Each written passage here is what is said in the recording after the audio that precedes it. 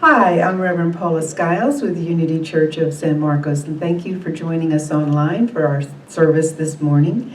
And we are blessed to have a guest speaker this morning with Linda Gillespie, a Unity licensed teacher. And so if you would, Linda, would you introduce the title of your message and have us be with you today? Okay, all right. Thank you, Paula. The title of my talk today is If You Say So, So It Is. And Pat's chuckling. She says it a lot. In the fall of 2004, I was invited to Unity Village to participate in the Skills Demonstration Seminar, which is just the process that one goes through after you've taken all 28 classes and then all of the personal development portion of your program, and then you've taken, oh gosh, I don't even know how many classes in leadership, and then you go to take the skills demonstration seminar. And at that time, it doesn't work this way now, but at that time, a part of that week-long thing was an appointment with a psychologist.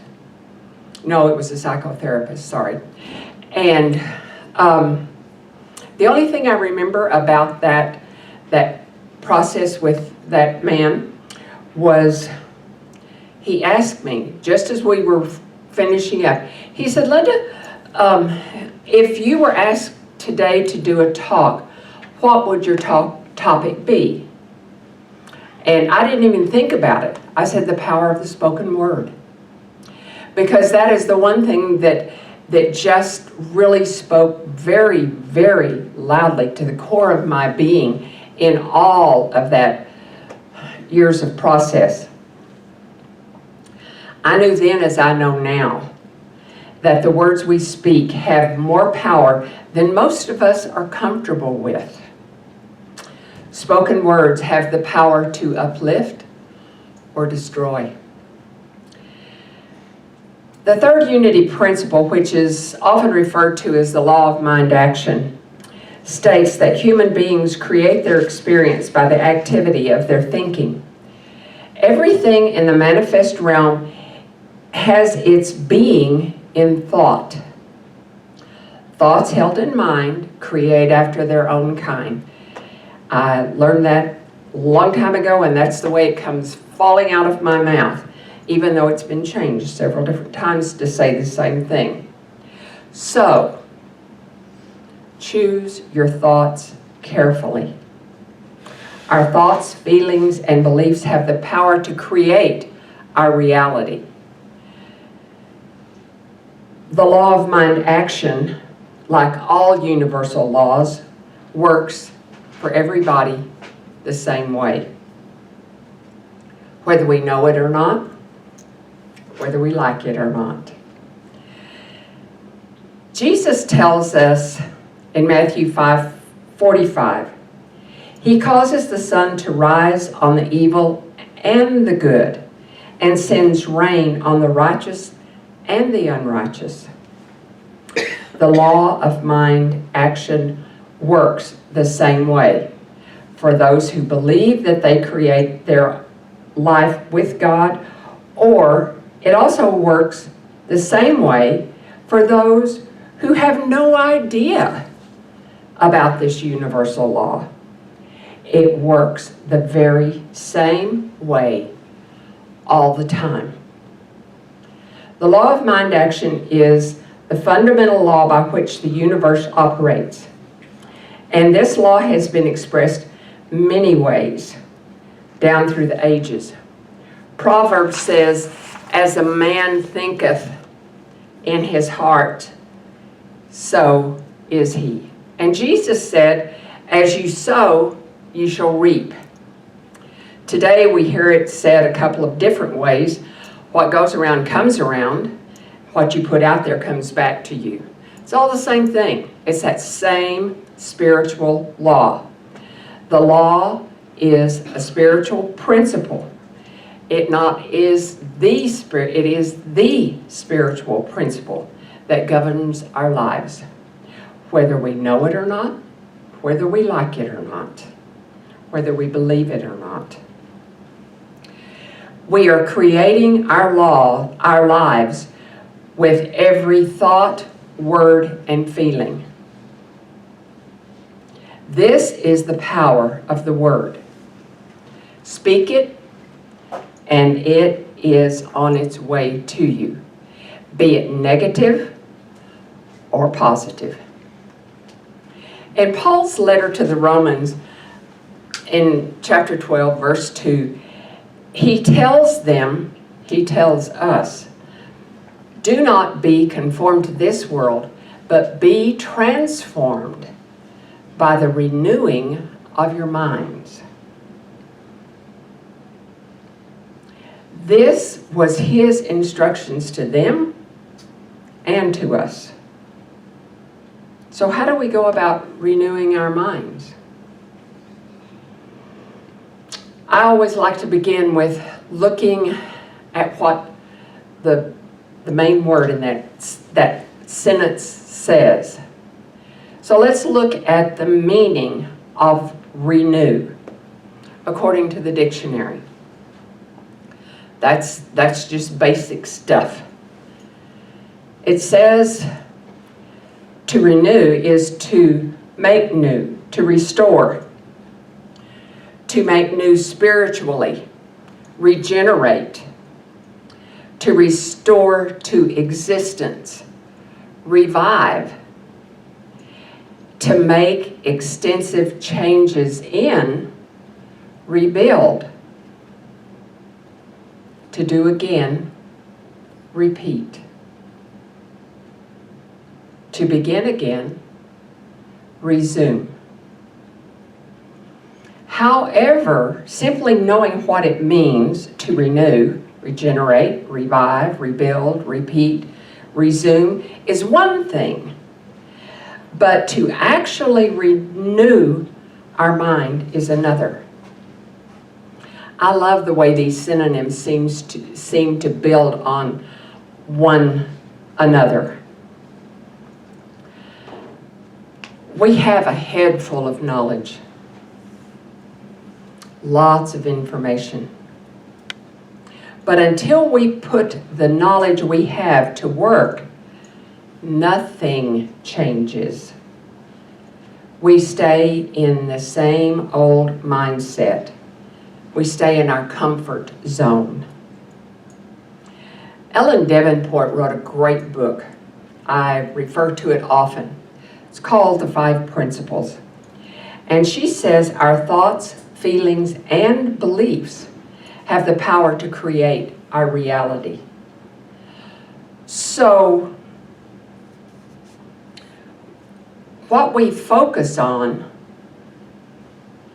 what gets our attention, is the thing that shows up in our life. We live in a limitless universe.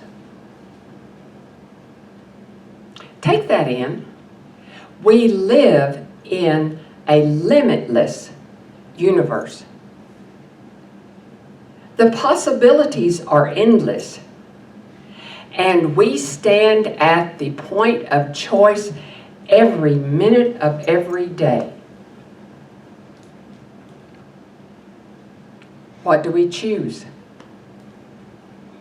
Sometimes because we think that we must know exactly how to proceed in every area of our lives. We seek details, complicated solutions to every situation. Does it really have to be that way? I don't know. Sometimes you do, sometimes it is that way, sometimes it doesn't have to be that way. Being at the point of choice, we can change our minds about how to proceed. We can choose again and seek to know what our higher self is directing us to do. And voila, everything changes. Reverend Davenport goes on to say, every possible outcome already exists in potential. But we draw forth our reality with our expectations and anticipations, whether we want it or not. We are learning that feelings have more to do with what we create in our lives than thought does. Our attitudes are the source of our feelings. I love something that Charles Swindoll wrote years ago. He says, the longer I love, the more I realize the impact of attitude on life. Attitude to me is more important than facts. It is more important than the past, the education, than money, than circumstances, than failures, than successes, than what other people think or say or do. It is more important than appearance, giftedness, or skill. It will make or break a company, a church, a home. The remarkable thing is that we have a choice every day regarding the attitude we will embrace for that day. We cannot change our past. We cannot change the fact that people will act in a certain way, and we cannot change the inevitable. The only thing we can do is to play on the one string we have, and that is our attitude. I am convinced that life is 10% of what happens to me and 90% of how I react to it. And so it is with you. We, you and me, are in charge of our attitudes. Part of my morning practice is to set an intention for the day. What will be the attitude I embrace today? How will I express my divinity? As an expression of God. How will that be evident to those who share my path today? A Course in Miracles teaches that we are here for one purpose and one purpose only, and that is to love. To love ourselves, to love one another, just as Jesus taught. Love God, love yourself, love all others. After all, we are just one. The key for me is to stay out of the negative, to stop the incessant judging, complaining, whining. Oh, my stars. It's really in my best interest to focus on the good, to find the good in everything. Yes, I may have to look for the good or wait patiently for it to be revealed. But it's there, and it will be revealed. This third principle tells us to get out of our heads and let our heart lead us so that we can co-create with God the right and perfect life. Our heart's desire. We decide how it is to be, and the really awesome part of it is that it is all right there. And our success is assured. Do we believe that? That our success is assured? I do. I do. Again, in Paul's letter to the Romans, in 8:31, he says, God is for us. Who could ever be against us? God is always for us. The answer is always yes. So we choose wisely what we ask for. We think that when something shows up in our life, it creates a feeling. But it's really the other way around. Because we live life from the inside out.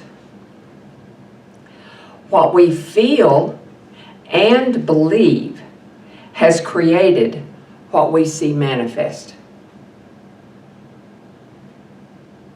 When we let our heart lead, guide, and direct our every thought, word, and deed, there will be no need ever to doubt or second guess ourselves or regret anything, because it's all God.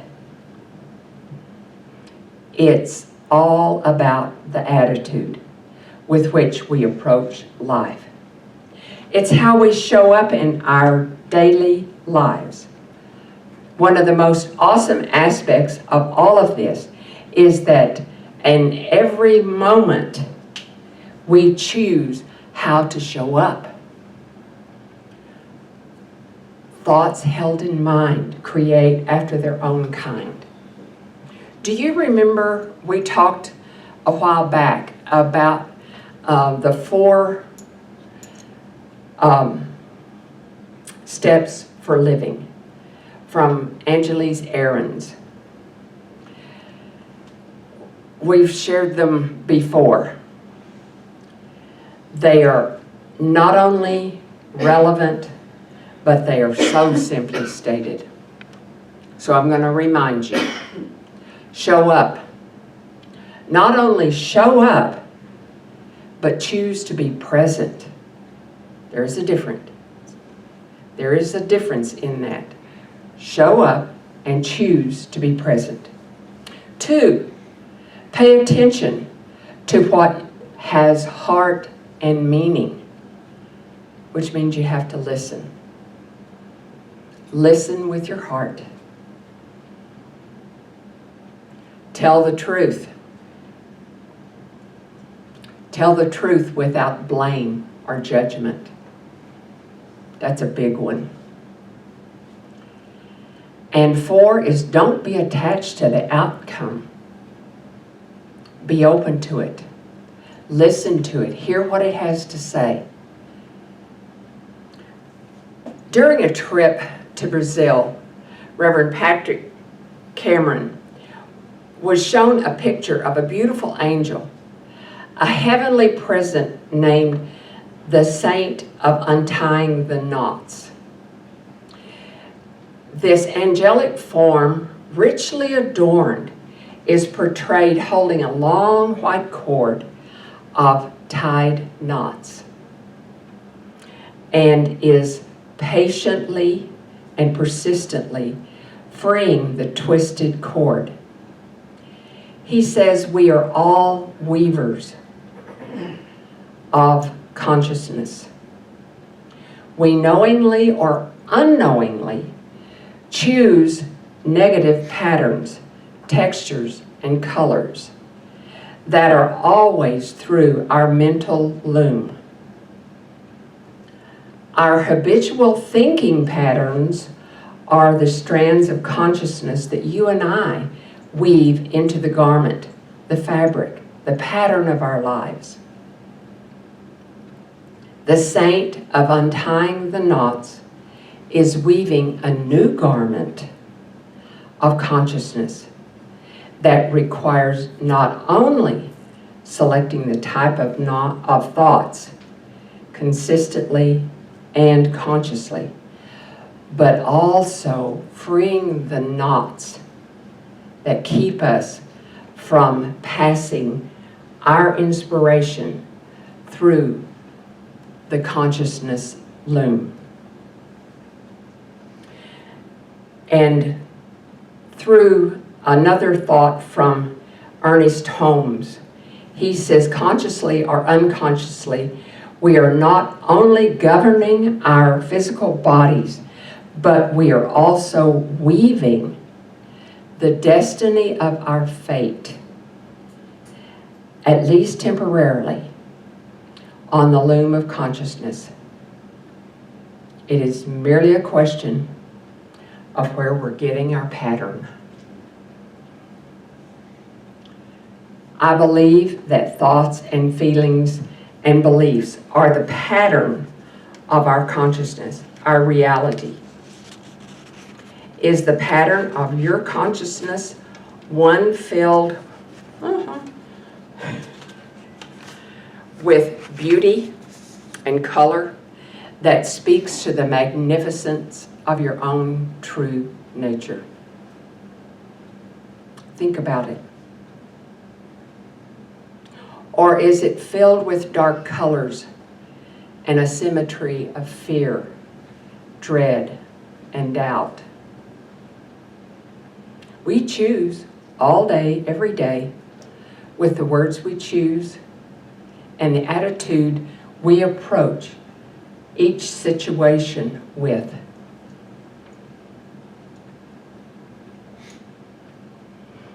In closing, I'd like to share a poem from Walter Windley. That's an interesting name. Windley. He says, if you think you are beaten, you are. If you think you dare not, you don't. If you'd like to win, but think you can't, it's almost a cinch you won't. For out in the world we find success being with the fellow's will. It's all in a state of mind. If you think you're outcast, you are. If you've got to think high to rise. You've got to be sure of yourself before you can ever win a prize. Life's battles won't always go to the stronger and the faster man, but sooner or late, the man who wins is the one who thinks he can. Beloved, I invite you to think before you speak. Choose your thoughts carefully and intentionally, and make the words that you have formed in your mind that are true and kind and what you want to show up in your world. Namaste. India, if you would play us some meditative music. Absolutely. Thank you.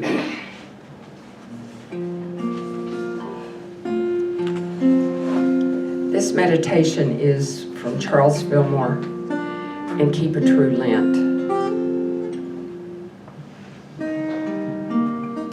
And I invite you to just let the chair that you're seated in support you. And if it's comfortable, just relax and let your eyes close. And hear these words as you breathe in and out with the realization that God is the one who is breathing you. I am is the Christ within me, the true spiritual being whom God made in His image and likeness. Through the I am, the Christ, I link myself with spirit, with life, with wisdom, love, peace, strength, power, and truth. I am the gate through which my thoughts come forth from the invisible. It is through this gate that I go to get into the presence of Spirit.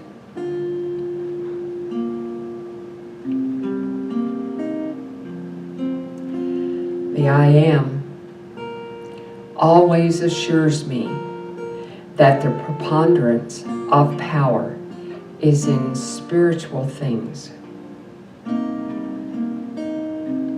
Fear throws dust in one's eyes and hides the mighty spiritual forces that are always with one. I deny ignorance and fear and affirm the presence and power of the I Am. I am that I am. I am hath sent me unto you. I realize that spiritual character is the rock foundation of being.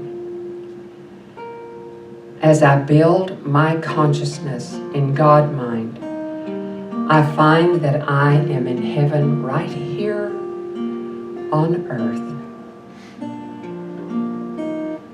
I let go of the little self. Not my will, but thine be done. The I Am is the will in its highest aspect. The will may be said to be the man because of its directive powers that decides the character formation which makes what is called individuality.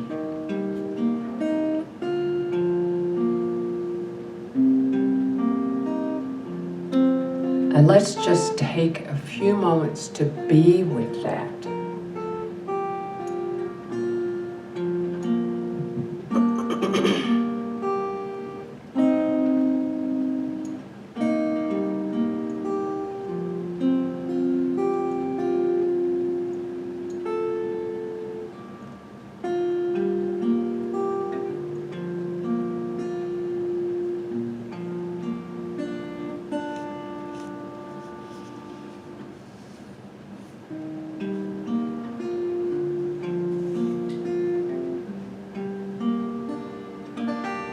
And as we prepare ourselves to bring our consciousness, our awareness back into this room, I boldly affirm, I am a child of God, and I am a joint heir with Jesus to the abiding life, wisdom, love, peace, substance, strength, and power.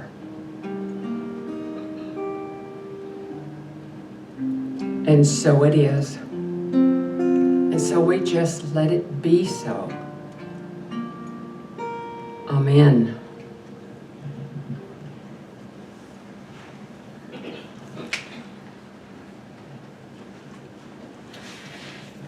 Thank you, Linda. We really appreciate you being with us today. And for those of you who are online, we hope that this service has lifted you spiritually and that it has left you with something to get your teeth into. God bless you.